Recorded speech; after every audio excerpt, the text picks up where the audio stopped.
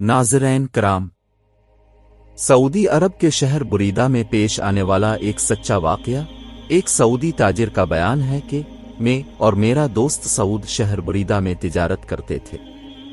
एक दिन मैं जुमा की नमाज के लिए बुरीदा की मस्जिद अल कबीर में गया।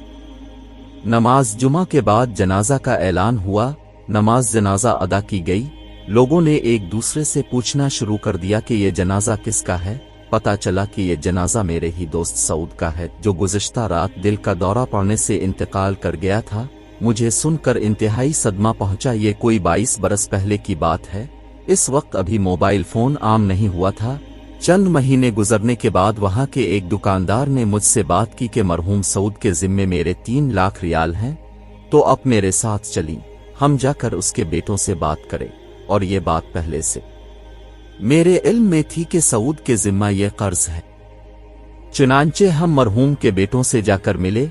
बातचीत हुई तो उन्होंने बगैर किसी ठोस सबूत के रकम लौटाने से साफ इनकार कर दिया और कहा कि हमारे बाप ने तो सिर्फ 6 लाख रियाल छोड़े हैं, अगर 3 लाख हम आपको देते हैं तो फिर हमारे पास क्या बचेगा।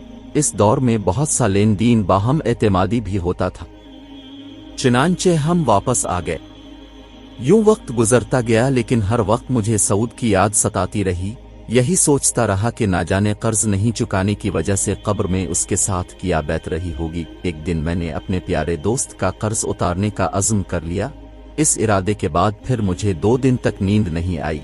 जब भी मैं सोने के लिए आंखें बंद करता तो सऊद का मुस्कुराता चेहरा मेरे सामने आ जाता, गोया वो मेरी मदद का मुंतज़िर हो। तीसरे दिन मैंने अपने अज़्म को अमली जामा पहनाते हुए अपनी दुकान सामान समेत फरोख्त कर दी और दीगर जमा पूंजी इकट्ठी की तो मेरे पास 4,50,000 रियाल जमा हो गए। तो फौरन 3 लाख रियाल से दोस्त का कर्ज अदा किया, जिससे मुझे दिल्ली सुकून मिला। इस अदायगी के 2 हफ्ते बाद वही शख्स जिसको मैंने 3 लाख अदा किए थे मेरे पास आया और कहने लगा कि मुझे पता चला है कि अपने अपना सब कुछ बेच कर ये पेमेंट की है, लिहाजा मैं 1 लाख रियाल से दस्तबरदार होता हूँ। ये कहकर इसने 1 लाख रियाल मुझे वापस कर दिया और मार्केट में दूसरे ताजिरों के साथ भी इस वाक़े का तज़किरा किया कि मुखलिस दोस्त ने कमाल की मिसाल कायम कर दी है। चंद दिन गुजरे कि एक ताजिर का फोन आया। इसने पेशकश की कि मेरे पास 2 दुकानों पर मुश्तमिल एक स्टोर है जो मैं आपको बिला मुआवजा देना चाहता हूँ। मैंने इसकी पेशकश को कबूल किया। मजदूर लगाकर दुकानों की सफाई की। इसी दौरान सामान से लदा हुआ एक बड़ा ट्रक दुकानों के सामने आकर रुका, जिसमें से एक नौजवान नीचे उतरा। सलाम के बाद कहने लगा कि मैं फला ताजिर का बेटा हूँ।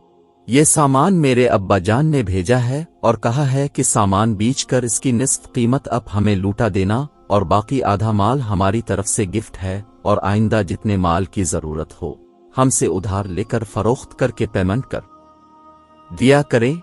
लोग जिन्हें मैं जानता नहीं था चारों तरफ से मेरे साथ ताउन के लिए उठ खड़े हुए और थोड़े ही अरसे में मेरा बिजनेस पहले से दुगना हो गया। अल-मुख्तसिर रमजान अल मुबारक में मैंने 3 मिलियन रियाल अपने माल की ज़का अदा की है। एक कोई अफसाना नहीं बल्कि हकीकी वाक़या है। सैयद कायनात रहमत अल आलमीन का फरमान ग्रामी किस कदर सच्चा है कि जब तक बंदा अपने भाई की मदद में रहता है, अल्लाह ताला भी इसकी मदद करता रहता है।